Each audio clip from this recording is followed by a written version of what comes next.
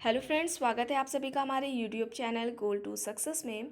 Friends, अगर आप 2020 वाला नेट या जेआरएफ का एग्ज़ाम देने वाले हैं तो इस चैनल के साथ जुड़कर आप यहां से स्टडी कर सकते हैं। फर्स्ट पेपर के अलावा सेकंड पेपर सोशियोलॉजी के लिए यहां पर आपको काफ़ी मदद मिलेगी। इसके अलावा अगर आप नेट एग्ज़ाम के अलावा अगर आप पीजीटी सेट या फिर हायर एजुकेशन से जुड़ा हुआ एग्ज़ाम सोशियोलॉजी से देने वाले हैं तो उसके लिए भी आप यहाँ से पढ़ सकते हैं। अगर आप चैनल पर नए हैं और आपने अभी तक चैनल को सब्सक्राइब नहीं किया है तो प्लीज़ चैनल को भी ज़रूर सब्सक्राइब कर लें। चैनल का नाम है गोल टू सक्सेस एंड हम बात करें वीडियोस की तो इन सभी से जुड़े वीडियोस आपको चैनल के प्लेलिस्ट में मिल जाएंगे। सभी का अलग अलग फोल्डर बना हुआ है तो आपको किसी भी तरीके की कोई भी परेशानी नहीं होगी। एंड हाँ, अगर आपने अभी तक पहले वाले वीडियोज़ नहीं देखे हैं, पहले वाले वीडियोज़ यानी 2020 से जुड़े हुए जो इधर डेली वीडियोज़ आ रहे हैं उसके अलावा आपको प्लेलिस्ट में पहले वाले भी वीडियोज़ मिलेंगे। पहले वाले वीडियोस में अगर हम बात करें आपका जो सिलेबस है सोशियोलॉजी का, उसमें जितने भी थिंकर्स हैं इनसे रिलेटेड जितने भी टाइप के क्वेश्चंस बनते हैं, प्लस अभी तक जितने भी क्वेश्चंस एग्ज़ाम में पूछे जा चुके हैं और जो इम्पोर्टेंट बुक्स हैं, ठीक है, इसके अलावा जितनी भी बुक्स अभी तक एग्ज़ाम में पूछी जा चुकी है उनसे रिलेटेड वीडियोज़, प्लस जो आपके कुछ पर्टिकुलर थिंकर्स हैं उनके द्वारा जो कॉन्सेप्ट दिए गए हैं वो क्या हैं उनसे रिलेटेड वीडियोस मिल जाएंगे। ये सभी वीडियोस आपके एग्ज़ाम के लिए इम्पॉर्टेंट है। अगर आपने नहीं देखा है तो प्लीज़ ज़रूर देख लीजिएगा। जैसा कि आप सभी जानते हैं इधर जो हम लोग वीडियोस आ रही हैं डेली, उसमें यूनिट वाइज आ रही थी। वो फर्स्ट यूनिट से लेकर 10th यूनिट तक पूरी आ चुकी है। उसके बाद जैसा कि आप लोगों से कहा गया था कि जो इम्पोर्टेंट कॉन्सेप्ट हैं उनसे रिलेटेड वीडियोस आएंगी, तो अभी तक 2 वीडियोस आ चुकी हैं, दोनों ही श्रीनिवास की हैं। एक आई थी संस्कृतिकरण की अवधारणा और दूसरी थी प्रबुद्ध जाति की अवधारणा। अगर आपने ये वीडियोस नहीं देखी है तो इन्हें भी ज़रूर देख लीजिएगा। आज हम लोग फ्रेंड्स बात करने वाले हैं स्थानीयकरण या ग्रामीकरण की जो अवधारणा है उसके बारे में। देख लेते हैं क्या है अवधारणा। तो जैसा कि स्थानीयकरण या ग्रामीकरण की अवधारणा की बात की जाए आपसे तो मैकिम मेरिट ने लघु तथा वृहद परंपराओं के मध्य स्पष्ट होने वाली अंतःक्रिया को स्पष्ट करने के लिए इन दो अवधारणाओं का यूज़ किया था। ठीक है, आप लोगों को यहाँ पर बताना है कि जो लघु और वृहद परंपरा है ये कॉन्सेप्ट किसने दिया है। आपके एग्जाम में भी काफ़ी बार पूछा जा चुका है एंड मैंने भी आप लोगों को कई बार बताया है। ठीक है, तो आप लोग ये बताइएगा कमेंट करके कि लघु और वृहद परंपरा है ये कॉन्सेप्ट किसने दिया है। ठीक है, तो अब मैकिम मेरिट हैं, इन्होंने लघु और वृहद परंपराओं के बीच जो अंतरक्रिया है उसका अध्ययन करने के लिए 2 कॉन्सेप्ट का प्रयोग किया था। अब ये 2 कॉन्सेप्ट कौन से हैं? पहला है स्थानीयकरण या ग्रामीकरण, जिसके बारे में हम लोग अभी आज बात करेंगे, और सेकंड जो है सार्वभौमिकीकरण। तो ये जो सार्वभौमिकरण है इसको हम लोग नेक्स्ट वीडियो में देखेंगे ये क्या है। ठीक है, तो 2 कॉन्सेप्ट का यूज़ किया है इन्होंने जो लघु और वृहद परंपराओं के बीच में जो अंतरक्रिया है इसका अध्ययन करने के लिए। पहला कॉन्सेप्ट स्थानीयकरण या ग्रामीकरण, जिसकी बात हम लोग आज करेंगे, और जो सेकेंड है वह सार्वभौमिकीकरण है जिसका हम लोग नेक्स्ट वीडियो में देख लेंगे। ठीक है, आगे बढ़ते हैं। इन 2 अवधारणाओं का जो प्रयोग है वह मैकिम मेरिट ने लघु परंपरा एवं वृहद परंपरा में आदान प्रदान की प्रक्रिया की व्याख्या के लिए किया है। अब बात कर ले स्थानीयकरण या ग्रामीकरण का अर्थ के बारे में, तो सामान्यतः आंग्ल भाषा के शब्द पेरियोल का आशय संकीर्णता या देहातीकरण में लिया जाता है या लगाया जाता है। इस प्रकार शाब्दिक अर्थ में कोई भी वह प्रक्रिया जो समूह की भावना को संकीर्ण बनाती है। स्थानीयकरण या ग्रामीकरण का अर्थ वह हो गया कि वह प्रक्रिया जो समूह की भावना को संकीर्ण बनाती है। आगे देखिए, अर्थात व्यक्ति को पिछड़ेपन की ओर ले जाती है अथवा समूह में ग्रामों की स्थानीय विशेषताओं को उत्पन्न करती है, उसे हम स्थानीयकरण की प्रक्रिया कहते हैं। ठीक है, एक बार फिर देख लीजिए, कोई भी वह प्रक्रिया जो समूह की भावना को संकीर्ण बनाती है अर्थात व्यक्ति को पिछड़ेपन की ओर ले जाती है अथवा समूह में ग्रामों की स्थानीय विशेषताओं को उत्पन्न करती है, उसे हम स्थानीयकरण की प्रक्रिया कहते हैं। स्थानीयकरण की प्रक्रिया की सर्वप्रथम अगर हम बात करें तो किसने किया था? मॉरिस ओपलर ने किया था। ठीक है, स्थानीयकरण की जो प्रक्रिया इसका सर्वप्रथम उल्लेख मॉरिस ओपलर ने किया था, लेकिन बाद में मैकिम मेरिट ने जिस रूप में इसकी विवेचना की उसमें संकीर्णता को अधिक महत्व न देकर स्थानीय धार्मिक विश्वासों को अधिक महत्व दिया गया है। ठीक है, मैकम मेरेट ने जिस रूप में विवेचना की है उसमें संकीर्णता को महत्व नहीं दिया गया, बल्कि स्थानीय धार्मिक विश्वासों को अधिक महत्व दिया गया है। आगे देखिए, मैकम मेरेट का मानना है कि अनेक संस्कृतियां जब काफ़ी समय से चली आ रही होती हैं और वे काफ़ी पुरानी हो जाती हैं तो उनका वृहद परंपराओं में परिवर्तन होने लगता है। यानी जो संस्कृतियां हैं वो काफ़ी समय से चली आ रही हैं, जिस वजह से वो पुरानी हो जाती है और वे वृहद परंपराओं में क्या होने लगती है, परिवर्तित होने लगती हैं। तब साधारणतः ऐसी परंपराओं को स्थानीय विश्वासों और आवश्यकताओं के अनुसार परिवर्तित किया जाने लगता है। ठीक है, ऐसी परंपराओं को स्थानीय विश्वासों और आवश्यकताओं के अनुसार परिवर्तित किया जाने लगता है। अतः धीरे धीरे वृहद परंपरा के अनेक तत्व लघु परंपरा के रूप में विकसित हो जाते हैं। ठीक है, आगे बात करें।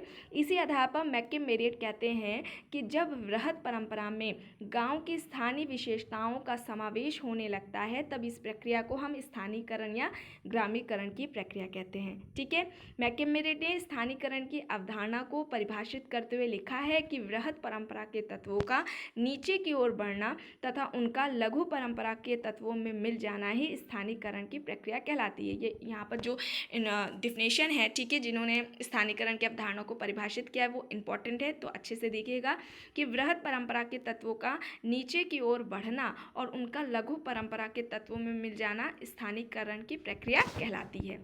आगे बात करें, इन्होंने जो मैकम मेरेट है इन्होंने स्थानीयकरण की प्रक्रिया की विशेषताएं बताई हैं 5। अब वो क्या हैं उनके बारे में देख लेते हैं। पहली है, स्थानीयकरण एक ऐसी प्रक्रिया है जिसके द्वारा किसी समाज की वृहद परंपराओं के अंदर एक स्थान विशेष के विश्वासों और कर्मकांडों का समावेश होने लगता है। सेकेंड है, स्थानीयकरण की प्रक्रिया बुद्धि एवं विवेक को अत्यधिक महत्व नहीं देती है। इसका आशय है कि स्थानीय विश्वासों के अनुसार वृहद परंपरा में जो परिवर्तन हो जाते हैं उन्हें तार्किक अथवा बौद्धिक आधार पर विवेचित नहीं किया जा सकता है।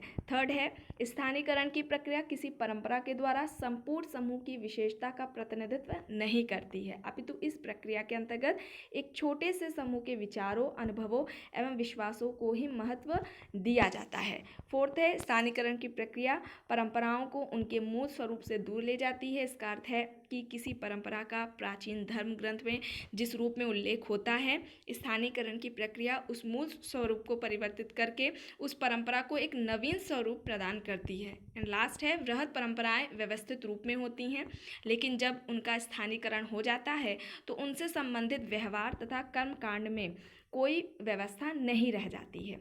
आगे बात करें हम लोग, मैकम मेरेट ने स्थानीयकरण की जो प्रक्रिया है उसको गोवर्धन पूजा एवं जो नवरात्रा है या नवरात्रि है उसके उदाहरणों के द्वारा स्पष्ट करने का प्रयास किया। यहाँ पर ये इंपॉर्टेंट है। ठीक है, तो देख लीजिए कैसे उन्होंने बात की थी, इसको समझाया था। ठीक है, उनके अनुसार गोवर्धन पूजा पर्व जिस प्रकार अलीगढ़ जिले के किशनगढ़ी गांव में मनाया जाता है, ये भी पूछा जाता है किशनगढ़ी गांव में अध्ययन किसने किया था। ठीक है, तो याद रखिएगा मैकम मेरेट है। इन्होंने बताया कि जिस तरीके से गोवर्धन पूजा जो त्यौहार है अलीगढ़ जिले के किशनगढ़ी गांव में मनाया जाता है वह सीमाओं के कुछ प्रकारों तथा परिवर्तनों का उदाहरण प्रस्तुत करता है जो वृहद परंपराओं से लघु परंपराओं तक सांस्कृतिक विषय वस्तुओं की नीचे की ओर हस्तांतरण के दौरान होता है। इन्होंने बताया कि किशनगढ़ी गांव के जो लोग हैं वह गोवर्धन पूजा का त्यौहार मनाते हैं। यहाँ इस संबंध में 2 प्रमुख कथाएं सुनाई देती हैं।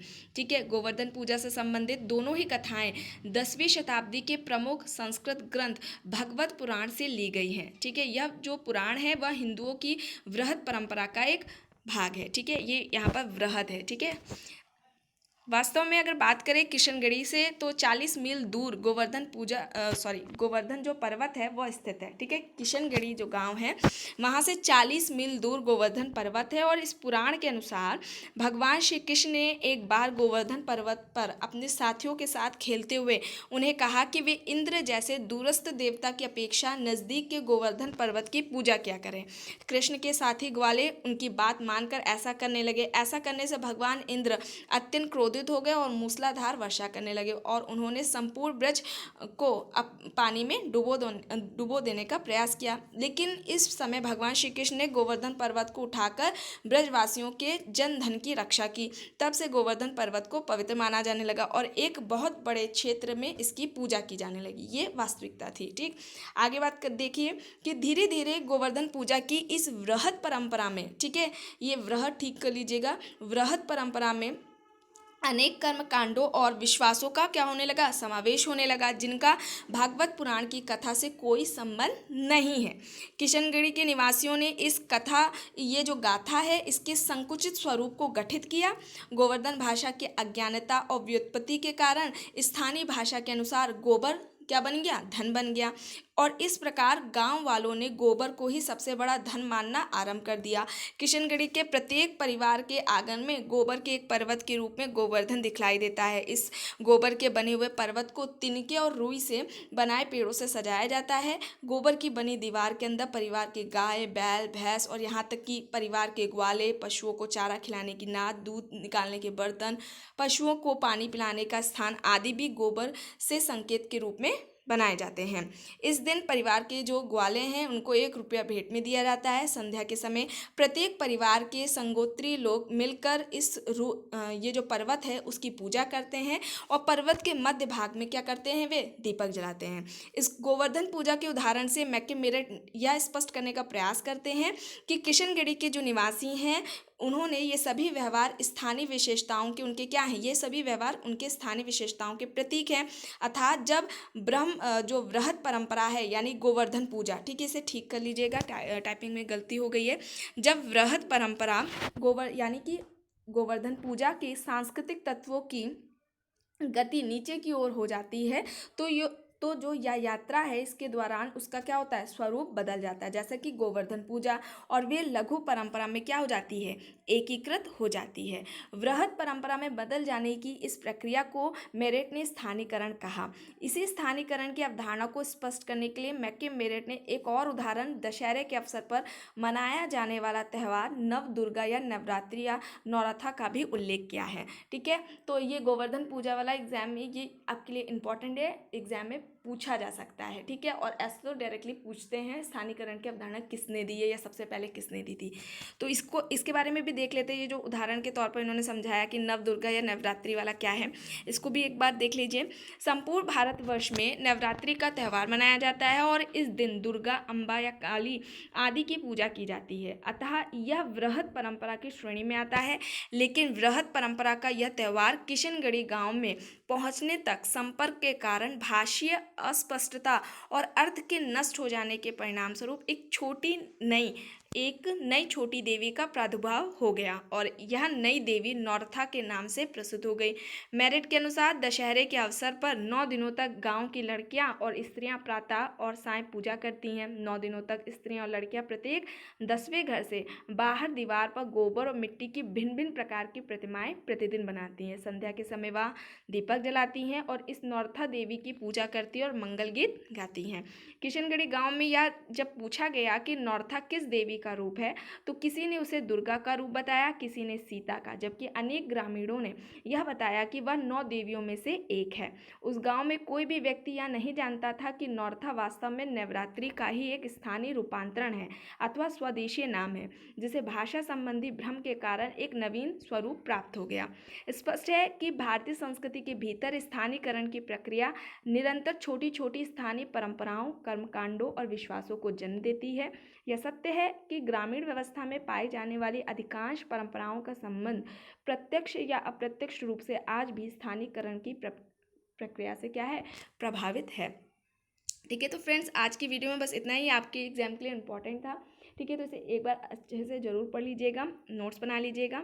अगर ये आपको वीडियो पसंद आई हो तो प्लीज़ लाइक करिएगा, कमेंट करके ज़रूर बताइएगा। अगर आप चैनल पर नए हैं और आपने अभी तक चैनल को सब्सक्राइब नहीं किया है तो प्लीज़ चैनल को भी ज़रूर सब्सक्राइब कर लीजिएगा और इस वीडियो को जितना हो सके ज़्यादा से ज़्यादा लोगों के साथ शेयर भी ज़रूर करिएगा। Thank you.